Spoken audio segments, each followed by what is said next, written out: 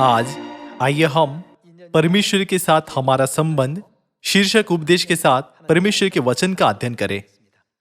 क्या बाइबल में यह नहीं लिखा है कि इस संसार में कोई भी जीव परमेश्वर की इच्छा के बिना नहीं सिरजा गया था? इसमें मनुष्य, समुद्र में मछलियां, आकाश में पक्षी, मैदान में जानवर और सभी प्रकार के पेड़ शामिल हैं। चाहे वह जानवरों की दुनिया हो, पौधों की दुनिया हो या निर्जीव वस्तुओं की दुनिया हो, परमेश्वर ने उन्हें बनाया और उन्हें विशिष्ट जगहों पर, विशिष्ट स्थितियों में और विशिष्ट कारणों से विशिष्ट समय पर रखा। दूसरे शब्दों में, संसार में संयोग से कुछ भी नहीं है। परमेश्वर के साथ हमारा संबंध, हमारे आसपास के लोग, प्रकृति और बाकी सब कुछ जो परमेश्वर ने बनाया है, सभी एक अदृश्य नेटवर्क के माध्यम से जुड़े हुए हैं। इसका मतलब है कि हर चीज का एक दूसरे के साथ संबंध है। परमेश्वर के साथ हमारा संबंध कोई साधारण संबंध नहीं है। भले ही हम स्वर्गदूतों के एक समूह थे जिन्होंने परमेश्वर की इच्छा को समझे बिना स्वर्ग में पाप किया था और हमें इस पृथ्वी पर निष्कासित कर दिया गया था, लेकिन अब हम परमेश्वर के रहस्य को जानते हैं क्योंकि उन्होंने हमें एक ईश्वरीय एहसास प्रदान किया है। परमेश्वर ने हमारे स्वर्गीय देश में लौटने का महिमामय मार्ग खोल दिया है और हमारे साथ एक बहुत ही महत्वपूर्ण संबंध स्थापित किया है। परमेश्वर के साथ हमारा किस तरह का संबंध है? परमेश्वर ने हमें जानने दिया है कि हम उनकी संतान हैं। हम मूल रूप से स्वर्ग के राज्य में पिता और माता की संतान थे।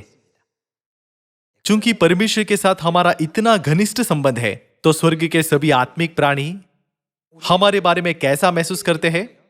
वे सभी हमसे ईर्ष्या करते हैं।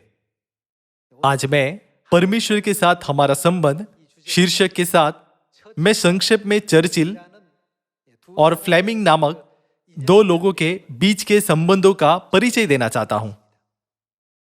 एक युवक था जो यूनाइटेड किंगडम में एक धनी कुलीन परिवार में पैदा हुआ था। एक दिन उसने ग्रामीण इलाके की यात्रा की। चलते चलते उसे एक अत्यंत सुंदर झील दिखाई दी। झील से मोहित होकर वह नीचे उसकी ओर दौड़ा, लेकिन वह फिसल गया और पानी में गिर गया। चूंकि उसने कभी तैरना नहीं सीखा था, इसलिए वह झील में छटपटाने लगा। यदि कोई आकर उसे उसकी दुर्दशा से नहीं बचाता तो वह मर जाता। ठीक उसी समय गांव का एक युवा लड़का पानी में कूद गया और उसकी जान बचाई। इस घटना ने उन दोनों के बीच बेहद अहम संबंध बना दिया। युवक ने अपनी जान जोखिम में डालकर झील में कूदने के लिए लड़के का तहे दिल से शुक्रिया अदा किया। युवा लड़के ने जवाब दिया, यदि कोई खतरनाक स्थिति में होता तो कोई भी ऐसा ही करता। थोड़ी देर बातचीत करने के बाद दोनों ने एक दूसरे को अलविदा कहा और अपने अपने मार्ग पर चले गए। उस घटना को 10 साल बीत गए। एक दिन शहर के युवक ने 10 साल पहले हुई चीज के बारे में सोचा और वो वाकई उस लड़के से मिलना चाहता था जिसने उसे बचाया था। इसलिए वह वापस उस गांव में गया और उस लड़के को खोजा जो अब एक जवान पुरुष बन गया था। दोनों ने 10 साल पहले हुई घटना के बारे में बात की। उसने उस युवक से कहा, मैंने उस दिन को कभी नहीं भूला जिस दिन तुमने मुझे बचाया था। मैं तुम्हें पर्याप्त धन्यवाद नहीं दे सका, इसलिए मैं इस गांव में तुम्हें ढूंढने के लिए वापस आया हूं। फिर उसने उस युवक से पूछा, तुम्हारा सपना क्या है? युवक ने उत्तर दिया, मैं बहुत से लोगों को बचाने के लिए डॉक्टर बनना चाहता हूं। मेरा परिवार मेरी पढ़ाई का समर्थन करने के लिए बहुत गरीब है, हालांकि मैं फिर भी डॉक्टर बनने का सपना देखता हूं। यह सुनकर शहर के व्यक्ति ने घर लौटकर अपने पिता से, जो धनी थे, बात की। 10 साल पहले जब मैं एक झील में गिर गया था तो मैं लगभग डूब गया था। उसी समय एक युवा लड़का मेरे बचाव के लिए आया। हाल ही में मैं 10 साल बाद उस गांव में फिर से उस लड़के से मिलने गया। वह अब एक युवक है। युवक ने कहा कि उसका सपना एक डॉक्टर बनना है, लेकिन उसका परिवार आर्थिक रूप से उसका समर्थन नहीं कर सकता। फिर उसने अपने पिता से पूछा, क्या आप उसकी मदद कर पाएंगे? उसके माता पिता ने युवक को ट्यूशन से प्रायोजित करने का फैसला किया ताकि वह डॉक्टर बनने के लिए पढ़ाई कर सके। ट्यूशन के लिए उनके समर्थन से युवक ने कड़ी मेहनत से पढ़ाई की। यह युवक फ्लेमिंग है, जो पेनिसिलिन की खोज करने वाला डॉक्टर बना। शहर का व्यक्ति चर्चिल था, जिसने यूनाइटेड किंगडम के प्रधानमंत्री के रूप में कार्य किया। यह इन दोनों व्यक्ति के मिलने की कहानी है। कुछ समय बीतने के बाद द्वितीय विश्व युद्ध छिड़ गया। युद्ध के दौरान मध्य पूर्व का दौरा करते हुए चर्चिल को एक तेज बुखार के साथ निमोनिया हुआ। उन दिनों में निमोनिया को लाइलाज बीमारी माना जाता था, लेकिन फ्लेमिंग अपने खोजे गए पेनिसिलिन के द्वारा चर्चिल को बचाने में सक्षम हो सका। हम कह सकते हैं कि ये दोनों व्यक्ति ऐतिहासिक शख्सियत है जो एक दूसरे से मिलने के लिए बने थे। क्या यह जीवन बदलने वाला संबंध नहीं है? फ्लेमिंग एक विश्व प्रसिद्ध प्रभावशाली डॉक्टर बनने में सक्षम था क्योंकि वो चर्चिल से मिला था और चर्चिल को उस पेनिसिलिन के द्वारा मृत्यु से बचाया गया था जिसे डॉक्टर फ्लेमिंग ने खोजा था। एक दूसरे की जिंदगी बदलने में उनके बीच कितना अहम रिश्ता था। लोग सोच सकते हैं ये बातें संयोग से होती है, लेकिन इस दुनिया में संयोग से कभी भी कुछ नहीं होता। क्या वह सब कुछ जिसकी परमेश्वर ने योजना बनाई है, उसमें उसका प्रयोजन नहीं है? हमारे बारे में कहे तो हमारा जन्म पिता के युग में या पुत्र के युग में हो सकता था। हालांकि परमेश्वर ने पवित्र आत्मा के इस युग में हमें स्वर्ग से पृथ्वी पर भेजा और नई वाचा के बहुमूल्य सत्य में हमारा नेतृत्व किया ताकि हम पिता परमेश्वर से मिल सके और उनके द्वारा माता परमेश्वर को ग्रहण कर सके। इस तथ्य से कि परमेश्वर के साथ हमारा यह संबंध है, स्वर्गीय स्वर्गदूत हमारी ईर्ष्या करते हैं।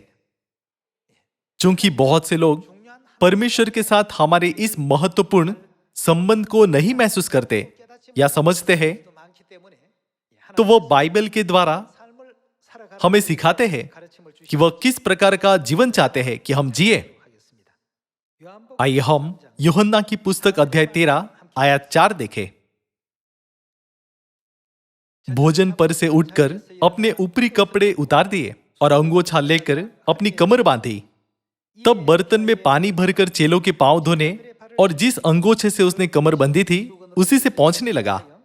जब वह शमौन पतरस के पास आया तब पतरस ने उससे कहा, हे प्रभु, क्या तू मेरे पांव धोता है? यीशु ने उसको उत्तर दिया, जो मैं करता हूं तू उसे अभी नहीं जानता, परंतु इसके बाद समझेगा। पतरस ने उससे कहा, तू मेरे पांव कभी न धोने पाएगा। यह सुनकर यीशु ने उससे कहा, यदि मैं तुझे न धोऊं तो मेरे साथ तेरा कुछ भी साझा नहीं। शमौन पतरस ने उससे कहा, हे प्रभु, तो मेरे पांव ही नहीं वरन हाथ और सिर भी धो दे। यहां हम देख सकते हैं कि यीशु और पतरस के बीच वास्तव में बहुमूल्य और अटूट संबंध है। जब यीशु ने पतरस से कहा, मैं तुझे मनुष्य का मछुआ बनाऊंगा, मेरे पीछे आओ, तब पतरस ने तुरंत उस संबंध को स्वीकार कर लिया जिसका यीशु ने उसे प्रस्ताव दिया था। अपने जाल और नाव छोड़कर वह अपनी आंखें केवल यीशु पर टिकाकर यीशु के पीछे हो लिया। वह इतने महान विश्वास का प्रेरित था। फसह की विधि शुरू करने से पहले यीशु ने सबसे पहले पैर धोने की विधि की। उन्होंने सभी चेलों के पांव धोए जब वो पतरस के पैर धोने ही वाले थे तो पतरस ने यह कहते हुए अस्वीकार किया, तू मेरे पांव कभी न धोने पाएगा। लेकिन यीशु ने क्या कहा कि यदि वह पतरस के पैर नहीं धोए तो उनके रिश्ते का क्या होगा? इसका क्या अर्थ है कि पतरस का उनके साथ कोई साझा नहीं होगा? इसका मतलब है कि उनका आत्मिक संबंध टूट जाएगा। आत्मिक संबंध बनाने या इसे तोड़ने के इस महत्वपूर्ण मामले को हमें सिखाने के लिए परमेश्वर ने नई वाचा के नियमों, आज्ञाओं और विधियों की स्थापना की। क्या पैर धोने की विधि फसह के नियम का भाग नहीं है? यीशु ने कहा, यदि तुम विधि के इस एक भाग को न करो तो तुम्हारा और मेरा एक दूसरे के साथ कुछ साझा नहीं होगा, हमारा संबंध टूट जाएगा। आइए हम गिनती अध्याय 9 में एक और वचन देखें। अध्याय 9 आयत 1 में लिखा है, इजराइलियों के मिस्र देश से निकलने के दूसरे वर्ष के पहले महीने में यहोवा ने सीनै के जंगल में मूसा से कहा, इजराइली फसह नामक पर्व को उसके नियत समय पर मनाया करे, अर्थात इसी महीने के 14वें दिन को गोधूली के समय तुम लोग उसे सब विधियों और नियमों के अनुसार मानना। तब मूसा ने इजराइलियों से फसह मनाने के लिए कह दिया और उन्होंने पहले महीने के 14वें दिन को गोधूली के समय सीनै के जंगल में फसह को मनाया और जो जो आज्ञा यहोवा ने मूसा को दी थी उन्हीं के अनुसार इजराइलियों ने किया। आयत 6, परंतु कुछ लोग एक मनुष्य के शव के द्वारा अशुद्ध होने के कारण उस दिन फसह को न मना सके। वे उसी दिन मूसा और हारून के समीप जाकर मूसा से कहने लगे, हम लोग एक मनुष्य के शव के कारण अशुद्ध है, परंतु हम क्यों रुके रहे और इजरायलियों के संग यहोवा का चढ़ावा नियत समय पर क्यों न चढ़ाए? मूसा ने उनसे कहा, ठहरे रहो, मैं सुन लो कि यहोवा तुम्हारे विषय में क्या आज्ञा देता है। यहोवा ने मूसा से कहा, इजरायलियों से कह कि चाहे तुम लोग चाहे तुम्हारे वंश में से कोई भी किसी लोथ के कारण अशुद्ध हो या दूर की यात्रा पर हो तो भी वह यहोवा के लिए फसह को माने। वे उसे दूसरे महीने के 14वें दिन को गोधूली के समय मनाए और फसह के बलि पशु के मांस को अख़मीरी रोटी और कड़वे साग पात के साथ खाए और उसमें से कुछ भी सवेरे तक न रख छोड़े और न उसकी कोई हड्डी तोड़े। वे उस पर्व को फसह की सारी विधियों के अनुसार मनाए। परंतु जो मनुष्य शुद्ध हो और यात्रा पर न हो परंतु फसह के पर्व को न माने, उसका क्या किया जाए? वह प्राणी अपने लोगों में से नष्ट किया जाए। वह प्राणी अपने लोगों में से नष्ट किया जाए का अर्थ है कि उस व्यक्ति का परमेश्वर के साथ संबंध टूट जाएगा।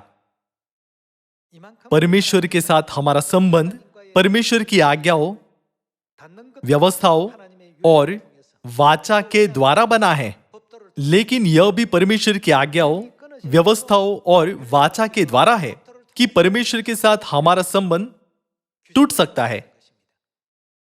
इसी कारण हमारे लिए यह महत्वपूर्ण है कि हम परमेश्वर की सभी विधियों, आज्ञाओं और नियमों का पालन करें। हमें सब्त का दिन मनाना चाहिए और हमें फसह मनाना चाहिए। मैं सियोन की सभी संतानों से कहना चाहता हूं कि परमेश्वर की विधियों, आज्ञाओं और नियमों का पालन करें और उन्हें माने जिन्हें परमेश्वर ने हमारे लिए नियुक्त किया है। आशा करते हुए कि आपको बहुत अनुग्रह प्राप्त हुआ है, मैं आज के उपदेश समाप्त करना चाहता हूं। आपका बहुत बहुत धन्यवाद।